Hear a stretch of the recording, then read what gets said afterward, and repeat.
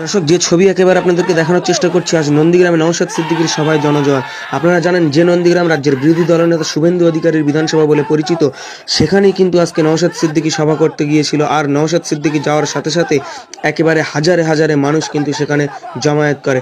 দেখতে পাচ্ছেন একেবারে সভাস্থলে হাজারে হাজারে মানুষ, জাতি ধর্ম বর্ণ নির্বিশেষে প্রত্যেকে আজ এই সভাস্থলে আসে।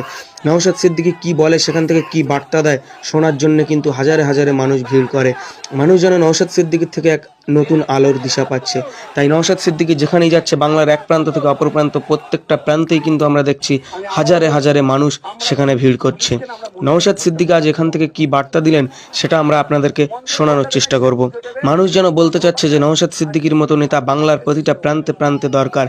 দেখতে পাচ্ছেন সরাসরি একেবারে হাজারে হাজারে মানুষ এখানে আজ ভিড় করেছে এবং নওশাদ সিদ্দিকী এখান থেকে কি বার্তা দিলেন, কি বলার চেষ্টা করলেন সেটা আপনাদেরকে সরাসরি শোনানোর চেষ্টা করব।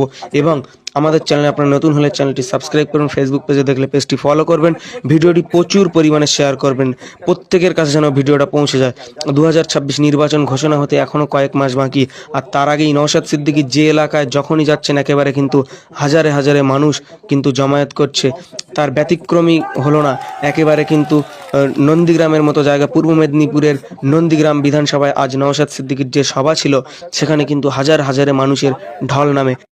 আমি আবারও বলছি, আমরা পুলিশকে না আমরা মন্দিরের ঘন্টার মতো অনেকে ব্যবহার করে। মন্দিরের ঘন্টা দেবেন, যে পুজো দেবে সেও বাজায়, আর যে শুধু ঠাকুরকে দেখতে এসছে সেও বাজায়। পুলিশকে আমরা না মন্দিরের ঘন্টা। বিরোধীরাও পুলিশের সমালোচনা করছে, শাসকও পুলিশের সমালোচনা করছে। এটা তাদেরকে একটু বাঁচার জায়গা দিতে হবে পারি। আজকে গতকালকে আমরা দেখলাম একটা বিএলও মারা গেছে, এত চাপ পড়ে গেছে, কিন্তু আমরা কি বলছি, বিএলও ফর্ম করে দেয়নি, করে দেয়নি বলে চিৎকার করছি। তাদেরকে একটু বাঁচার জায়গা দিতে হবে। তা আমি এতটুকুই পুলিশকে বলবো যে আপনারা সিদ্ধারা সুবিধা করে চলুন। আপনাদের পাশে রাজ্যের কোনো মানুষ থাকুক আর নাই থাকুক, খানচিহ্ন নওশাদ সিদ্দিকী আইসিপি লোকেরা ওপর থেকে চাপ আসে, এই ওপর থেকে প্রোগ্রাম করতে দেওয়া যাবে না। ওরা আইন কানুনের কথা বলবে না, তোমাকে দায়িত্ব দিয়ে দিচ্ছে আটকাও। এরা পড়াশোনা করে চাকরি পেয়েছে, তৃণমূলের আমলে চাকরি পাওয়া এরা নয়। খোঁজ নিয়ে দেখুন, যারা ওসিআইসি যারা আছে, ডিএসপি যারা আছে, সিআই যারা আছে, সব তারা বামেদের আমলে পড়েছে, পড়াশোনা করে যোগ্যতার ভিত্তিতে তারা চাকরি পেয়েছে। দেখবেন অনেক সময় তারা লজ্জিত হয়ে যায়। বলুন, এই 14 বছরে নন্দীগ্রামে একটা নতুন স্কুল তৈরি হয়েছে।